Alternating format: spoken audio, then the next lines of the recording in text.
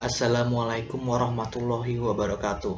Perkenalkan, nama saya Irfan Malik Darussalam dari jurusan Pendidikan Vokasional Teknik Mesin. Ingin memaparkan kewajiban menuntut ilmu. Pengertian menuntut ilmu.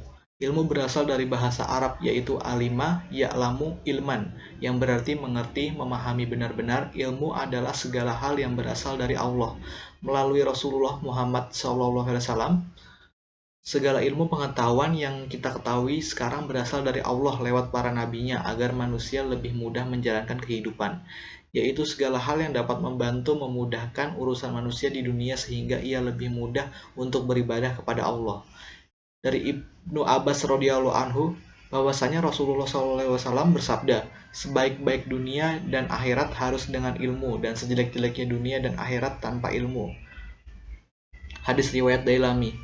Menuntut ilmu adalah ikhtiar atau usaha kita untuk mempelajari ilmu, baik ilmu dunia maupun ilmu akhirat, agar ilmu itu bermanfaat bagi dirinya sendiri dan bagi orang lain.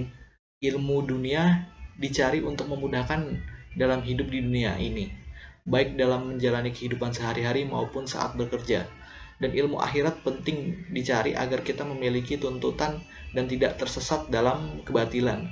Karena setiap manusia sejatinya tujuan akhirnya adalah akhirat. Dan untuk mendapatkan akhirat tentu harus belajar ilmu-ilmu agama. Dari Abu Dzar radhiyallahu anhu, Rasulullah SAW bersabda, "Wahai Abu Dzar, sesungguhnya kepergian pada pagi hari untuk mempelajari satu ayat dari kitab Allah itu lebih baik bagimu daripada kamu sholat 100 rakaat.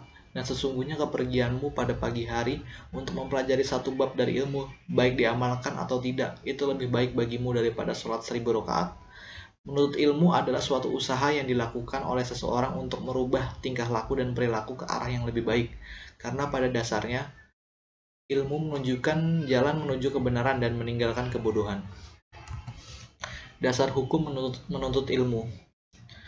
Hadis Rasulullah SAW yang berbunyi, menuntut ilmu itu hukumnya wajib bagi setiap muslim. Waktunya adalah dari buayan ibu atau dari bayi sampai masuk liang kubur. Al-Quran Surat Al-As yang berbunyi, demi masa sesungguhnya manusia itu benar-benar dalam kerugian, kecuali orang-orang yang beriman dan mengerjakan amal soleh dan menasehati supaya mentaati kebenaran dan menasehati supaya menetapi kesabaran. Hukum menuntut ilmu. Rasulullah SAW bersabda yang artinya, menuntut ilmu adalah fardu bagi tiap-tiap muslim, baik bagi laki-laki maupun perempuan. Hadis riwayat Ibnu Abdul Bar. Dari hadis di atas dapat kita ambil pengertian bahwa Islam mewajibkan pemeluknya untuk menuntut ilmu, baik bagi laki-laki ataupun perempuan. Dengan ilmu yang dimilikinya, seseorang dapat mengetahui segala bentuk kemaslahatan dan jalan kemanfaatan. Keutamaan menuntut ilmu. Yang pertama, ilmu adalah warisan para nabi. Rasulullah SAW bersabda, dan sesungguhnya para nabi tidak pernah mewariskan uang emas dan tidak pula uang perak. Akan tetapi mereka telah mewariskan ilmu atau ilmu syar'i. Barang siapa yang mengambil warisan tersebut, maka sungguh ia telah mengambil bagian yang banyak. Hadis riwayat Ahmad. Ini menunjukkan bahwa keutamaan menuntut ilmu lebih tinggi daripada uang dan emas yang bersifat materi. Sebab saat seseorang memiliki ilmu dan hingga mengajarkannya, maka hal tersebut akan menjadi amal jariyah yang terus mengalir, bahkan hingga orang tersebut meninggal dunia. Yang kedua, menuntut ilmu adalah jalan menuju surga. Surga adalah idaman setiap muslim. Bahkan ia menjadi janji dari Allah Subhanahu wa Ta'ala bagi banyak amalan solih yang dilakukan oleh umat Islam. Oleh karena itu, saat Allah Subhanahu wa Ta'ala menjadikan ilmu sebagai jalan utama menuju surga, maka ini menunjukkan besarnya keutamaan menuntut ilmu. Hal ini telah mendapat landasan syar'i karena didasarkan pada sebuah hadis saat Rasulullah SAW bersabda, barang siapa yang meniti suatu jalan dalam rangka menuntut ilmu, maka Allah akan memudahkan baginya jalan menuju surga. Hadis riwayat Ahmad. Yang ketiga, Allah Subhanahu wa Ta'ala akan meninggikan derajat. Terkait dengan keutamaan menuntut ilmu yang satu ini, dalam Al-Quran Allah Subhanahu wa Ta'ala berfirman, Allah mengangkat orang-orang yang beriman di antara kalian dan orang-orang yang diberi ilmu beberapa derajat. Al-Mujadalah ayat 11.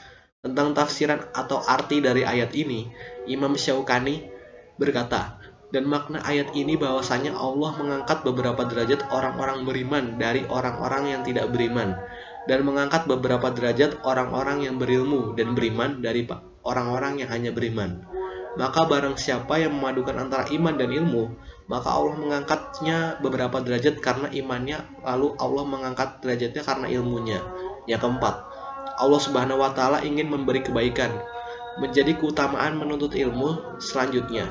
Terkait hal ini dalam sebuah hadis Rasulullah SAW bersabda, barang siapa yang Allah kehendaki baginya kebaikan, maka Allah akan menjadikannya paham akan agamanya. Hadis riwayat Bukhari dan Muslim. Syekh Abdul Aziz bin Abbas menafsirkan mafhum atau makna tersirat dari hadis ini bahwasanya orang yang tidak memahami agamanya berarti orang itu termasuk orang yang tidak dikehendaki kebaikan oleh Allah, dan kami mohon perlindungan kepada Allah dari hal yang seperti itu. Yang kelima, manfaat yang akan terus mengalir meski telah meninggal. Rasulullah SAW bersabda, apabila anak cucu Adam meninggal dunia, maka terputuslah amalannya kecuali melalui 3 jalur. Yang pertama, sedekah jariyah. Yang kedua, ada ilmu yang bermanfaat. Dan yang ketiga, anak solih yang senantiasa mendoakannya. Hadis riwayat Bukhari dan Muslim.